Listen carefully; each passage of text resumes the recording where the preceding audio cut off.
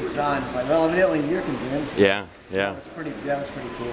Yeah. Most major decisions, even to this day, still go through my mom. That's right. Yeah, it was. I mean, I think, like you said, when I came on my visit, it was one of the last visits I took.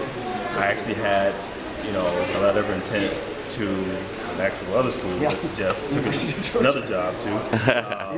That I was pretty much ready to sign when I got back, but Jeff did a good job of changing my mind. It's a great decision on my part. I'm very fortunate that he and the rest of the staff of Missouri was confident enough to, see that I can get a good education and have a great track experience. So. Yeah. What was that like seeing him at the trials qualify and then knowing that, man, that guy was going to put on the red, white, and blue at the highest stage? That was really cool for me to see him do it. And at that point, obviously, he was working with Jared. And it was thrilling. It was kind of thrilling, too, for me for Jared because I think Jared's a great coach. And I think it was neat to see him, obviously, but also him and Jared working together to do that.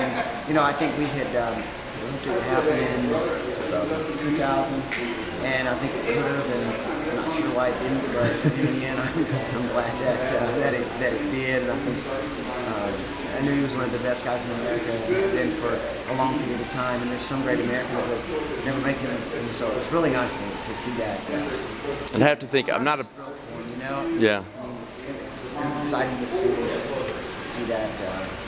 And not being a parent and having very tiny little coaching experience, I'd have to think that satisfaction of somebody else accomplishing something that you've invested in and put your energy into to them to accomplish something, that's got to be just almost better than personally accomplishing something. Oh, absolutely. I think during that time frame, in 2000, obviously Jeff got the disappointing side of that experience, but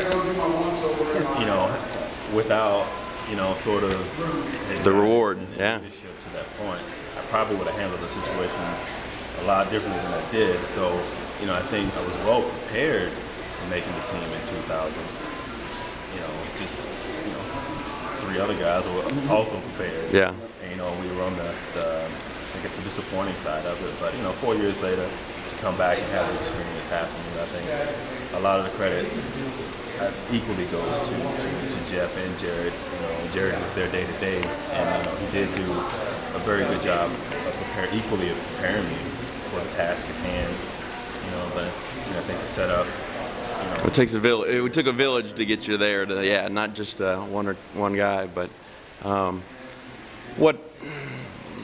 So, any advice that you gave to him over the years, or even the young coaches, or that people that want to, after hanging up the competitive shoes, want to get into coaching, or any advice from both of you What do you think? Enjoy it? I'm enjoying it. With any job, there's your good days and your bad days.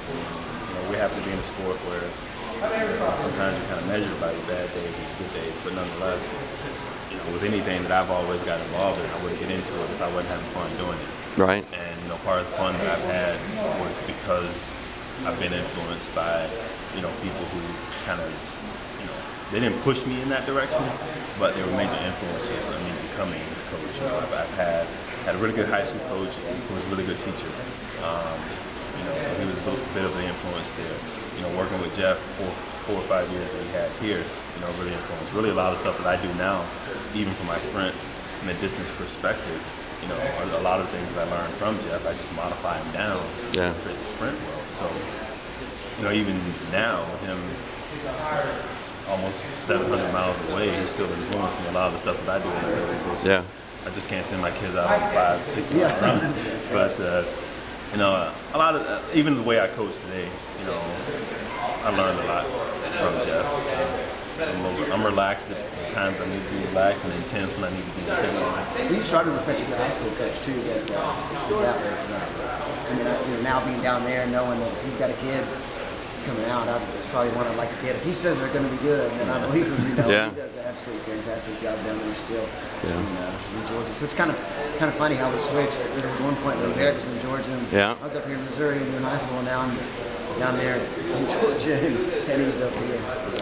Any other advice for you from young coaches or people who want to coach or think? You've got to pay your dues, unfortunately. I say unfortunately, meaning that you can't just go coach in college.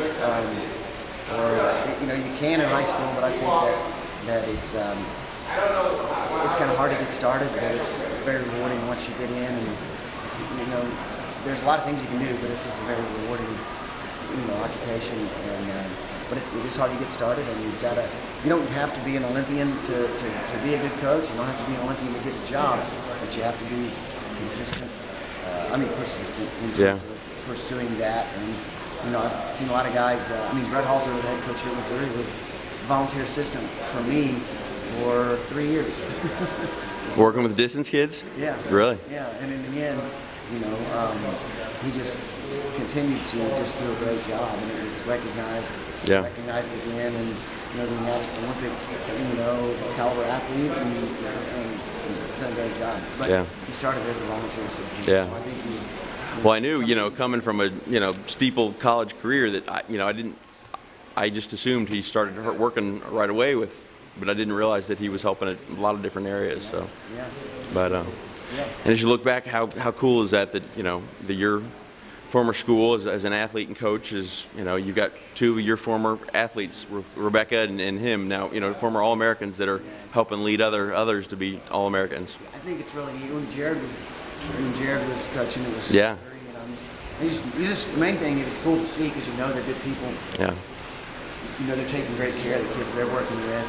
And so it's nice to know there's just another really quality person in the profession that's taking care of kids and really shaping kids' lives, and it's nice to know that they're doing. Yeah. Now, are you respecting your former athletes now as they coach, and you're staying out of Missouri and not sending any of those recruiting letters to Missouri kids? No, I actually respect the kids in the state of Missouri and sending those letters. And I don't recruit here as hard. It's just out of state. Yeah.